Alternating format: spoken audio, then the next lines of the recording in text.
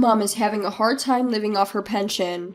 We, who are still able to work, should help her out, shouldn't we? During the inheritance discussion following the death of their father, Billy, the second son, seriously speaks to the eldest son and his wife, but it seems his words didn't resonate with them at all. Help out, you say? Just because she only has her pension doesn't mean we can just hand over our money. Exactly. Or perhaps does our mother-in-law plan to just dip into our money? Suddenly, the eldest son and his wife look at me with faces like they've bitten into a bitter bug. It wasn't a look one should give to their parents. Stop trying to leech off us. It's a nuisance. The pensioner should just keep to herself except for weddings and funerals. Stay out of our business. Hey, that's enough. Billy chides them, but I was looking down, clenching my fists. Not only did they wish for the death of my husband, but they also complained about the inheritance and then called me a parasite. I must have raised him wrong. I can't stand it anymore. Yet, I told the eldest son and his wife very calmly, I understand what you're saying. Let's sever our ties. My name is Catherine. I will be turning 65 this year. I am currently living with my husband, who is retired. He is a kind and considerate person, and we have supported each other for a long time. We were blessed with 2 children, our eldest son Dan and our second son Billy. Both of them are now married. Recently, our house has been showing its age, so we were planning to renovate. We thought it would be nice if we could live with our eldest son and his wife, Dan and Rebecca, once the renovations are done. So I contacted Dan. Dan, we're planning to renovate soon. Would you consider moving in with us? When I say this over the phone, Dan clearly showed his reluctance. Living together, can you spare me? Rebecca will not like it either. But if we're going to renovate, I want to prepare a room for you guys too. That's your convenience, right? If you have so much money that you can afford to renovate, then you can give us some of that money. I'll take it. From the phone, I could even hear Rebecca, Dan's wife, saying, Living together is seriously impossible. I see. Let's forget about this conversation. The eldest son and his wife are always like this. For some reason, they always act superior and display a cold attitude towards us. After I hung up the phone, I conveyed Dan and the others' feelings to my husband just as they were. My husband showed a somewhat lonely expression, but spoke up cheerfully. Can't be helped. For our old age, let's just make the renovations for accessibility so we can live by ourselves. Following that, our home was remodeled as we wished and reborn as a house with barrier-free design. Several months after the renovation was completed, we were scheduled to have a meal with both our eldest son and his wife, and our second son and his wife. First to arrive was our second son, Billy, and his wife, Anne. Anne is a thoughtful person. As soon as she handed me a hostess gift, she came to the kitchen to help me. Mother-in-law, you are always so good at cooking. Oh, thank you. I'm grateful for your help, Anne. As we were chatting, the eldest son and his wife arrived. Upon their arrival, they sat heavily on the sofa and demanded that tea be brought to them. Seeing me preparing it, Rebecca and Dan spoke in an irritated manner.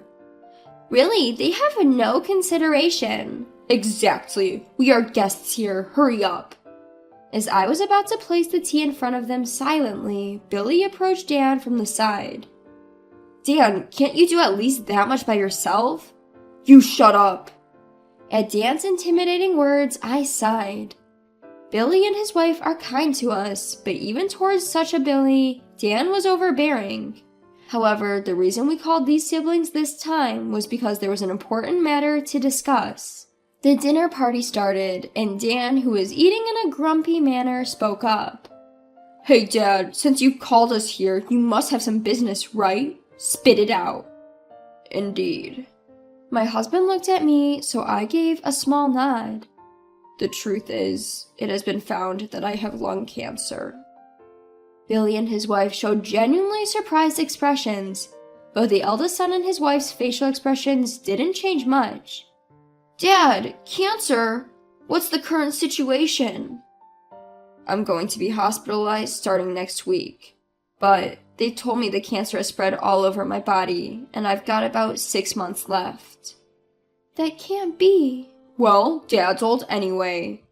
Dan muttered as if it was someone else's business. Rebecca chimed in. Well, you can't beat age, right? My uncle quickly passed away from stomach cancer too. Her thoughtless words irritated me, and I couldn't help but raise my voice. Would you two just stop it? Catherine, it's fine. But the father calmed me down and began to speak quietly, looking at his children. I want you guys to look after your mother after I'm gone. Of course, Dad. We'll take care of Mom, so don't worry. Yes, please think about your own health, father-in-law. The second son and his wife answered firmly, but the eldest son and his wife were both playing with their cell phones, not seeming to listen to the father's words at all. After finishing their meal, everyone started to leave. Since the eldest son and his wife left quickly, I went outside to see off the second son and his wife. Mom, I know it's tough, but hang in there. We will also help, of course. Please let us know anything. Thank you, Billy, Anne. With such conversation, I saw the second son and his wife off. My husband preferred palliative care over surgery and chemotherapy, so he was admitted to a hospice the following week. I started visiting the hospice almost every day, and the second son and his wife would drive me and help take care of him. However, no matter how much I called, the eldest son and his wife never visited. Then, about 5 months later, my husband's condition worsened, and I called the eldest son and his wife, telling them this might be the end. They appeared reluctantly. However, Dan neither held his hand nor said a word to him. Instead, they only gawked at my frail husband as if he were some repulsive sight. We've shown our faces, isn't that enough? We have things to take care of, so we'll be going now. The elder couple left the hospital room abruptly, not even 10 minutes after their arrival. As soon as they left the room, I noticed Rebecca had gotten her jacket. I quickly rushed after them. As I approached the staircase leading to the hallway, I saw them slowly descending the stairs. The two were so engrossed in their conversation that they didn't notice me. It really seems like Dad's time is coming, huh? Hey, what's going to happen to the inheritance once father-in-law is gone? Dan smiled at Rebecca's question. Dad was just a regular employee, but Mom and the rest have been living pretty comfortably lately, haven't they? Maybe they've been playing the stock market or something. We could probably expect a decent inheritance, haha. Oh, I can't wait.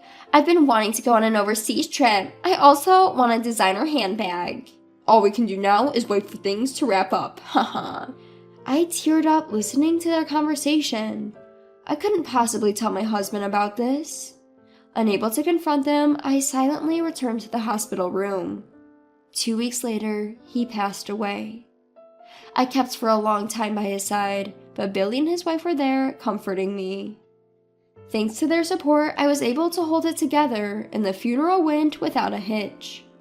As soon as the funeral was over and only family remained, Dan, unable to contain his impatience, brought up the topic. About Dad's inheritance. What the hell, Dan? We just had the funeral today. Billy immediately reprimanded him, but Dan only glared back.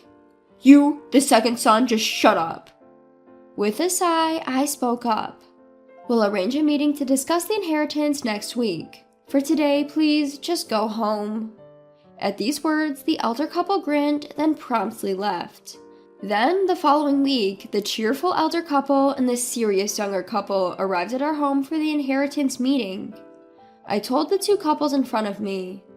First off, I should mention that your father's inheritance amounts to about $30,000. What? As I broke the news, Dan looked flabbergasted. I'd like to split this, as per legal inheritance shares, with me taking half and each of you getting a quarter. Wait, hold on. Are you sure there's only $30,000? In response to my matter-of-fact tone, Dan persisted. I passed him a thick envelope.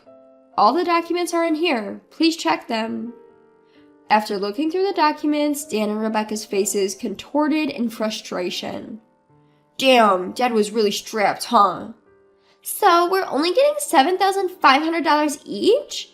That's too little. If it's this low, give us the house too. At the clearly dissatisfied couple, Billy responded in an angry tone.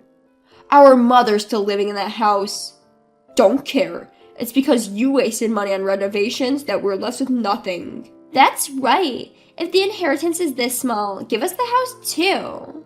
I calmly told the irritated couple. This house was painstakingly renovated by your father so we could live here in our old age. I won't just hand it over. I'll keep it as long as I live. What? It's not fair for you to keep everything to yourself. Dan glared at me with a fury that seemed as if he was about to lunge at me. Dan, cool it. Billy restrained Dan. Your father was worried about me till the end. You might not understand it, Dan. Billy started speaking softly while looking at me, who was still stirred up. Mom, we're going to renounce our inheritance. You should take our part too. Dad would rest easy knowing that. Anne, his wife, nodded beside him. Billy, there's no need to worry. As I said that, Dan and Rebecca interjected again. If they don't want it, give their part to us. Yes, we'll gladly take it. That's impossible. Mom's living on her pension. It's tough. We, who are working even a little, should be supporting her. Billy sincerely scolded his older brother and his wife, but his words didn't seem to affect them at all.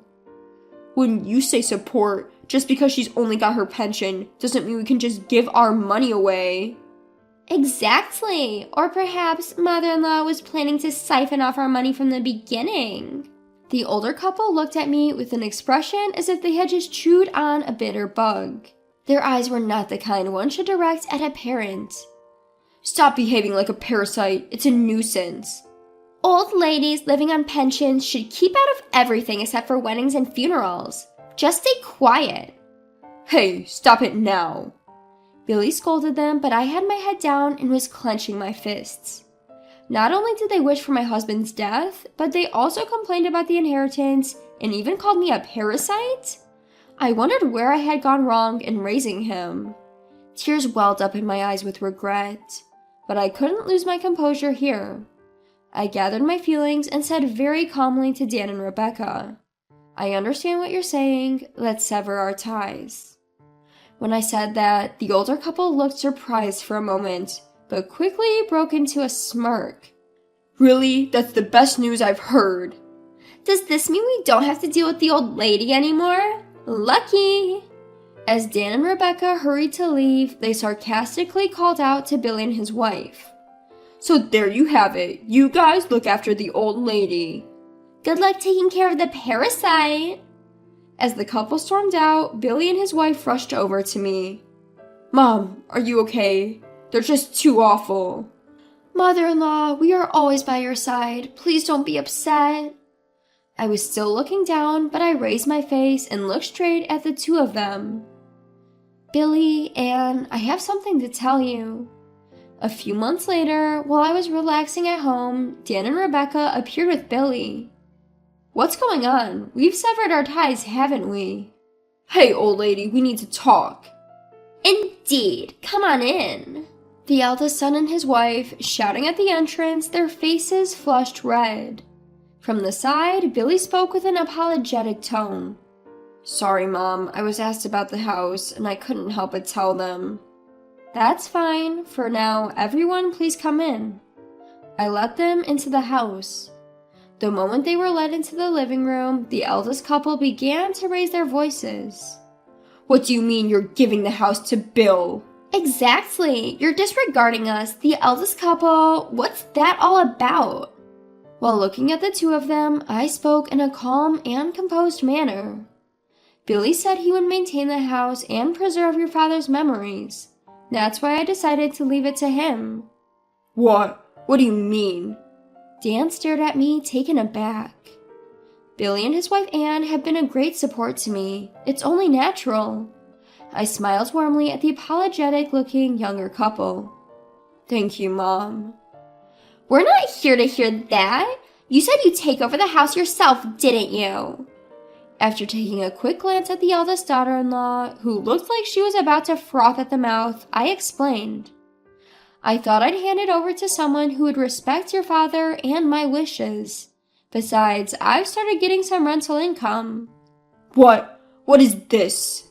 Seeing my surprised eldest son, I let out a sigh and continued matter-of-factly.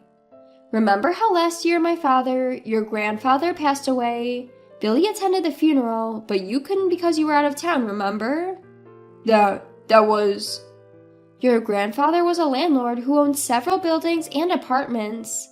Finally, the inheritance has been settled and I've started receiving rental income." The eldest couple's faces looked as if they had been hit by a bolt from the blue. We never heard anything about that." "I never mentioned it." Hey, about that rental income, how much are we talking about? "Well, it's about $3 million a year, so it's easy for me to give one of the houses to my adorable son and his wife." And then Dan and Rebecca, the eldest couple, sprang to their feet energetically. Wait, hold on a minute. If Billy and his wife get some, then we should. Why should I split my assets with someone who called me a parasite? Wasn't it you who told me to stay away? Well, that's... If you're going to call me a parasite, then please don't leech off me. At my sharp words, Dan and Rebecca began to stutter in response. I glared at them both and pointed to the door. "All right, the conversation is over. Please go home now." Wait, hold on. Mom, please listen to me. Dan approached me flustered and suddenly clung to my arm. I looked at him with a cold gaze. "You have no right to call me Mom." "Please, you can give us some of the house and money too. We're struggling." The eldest daughter-in-law pleaded loudly. I looked at them and spoke. "Huh? Struggling? What do you mean?" Dan then started to explain hesitantly. "We thought we'd get Dad's inheritance and lived a bit too luxuriously, and well, we kind of got into debt." I forcefully shook off Dan's arm. "I'm disgusted. I didn't think you could be this stupid. This is the bed you've made, so you need to lie in it." Mom! That's just too cruel." I had the final say to the upset face of the eldest couple. "From now on, I'll transfer my assets to Billy while I'm still alive. I won't give a penny to you who cut ties with me. Please never bother us again." Billy stood up to the crestfallen eldest couple. "If you understand, then go home quickly. Don't come near Mom or us ever again." Billy showed the deflated two out the door.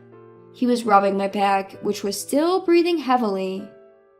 After that, the eldest couple apparently ended up going bankrupt after getting into debt to repay their existing debt. From their rundown apartment, it said you could hear Dan and Rebecca arguing night after night. For them, who couldn't manage the simple act of cherishing their family, a decent future probably isn't in the cards. As for me, since I passed the house on to Billy, I bought and moved into an apartment nearby that comes with caregiving services. Billy and his wife often come by to visit, and they've recently had an adorable baby. I want to continue building a good relationship with Billy's family and cherish each and every day.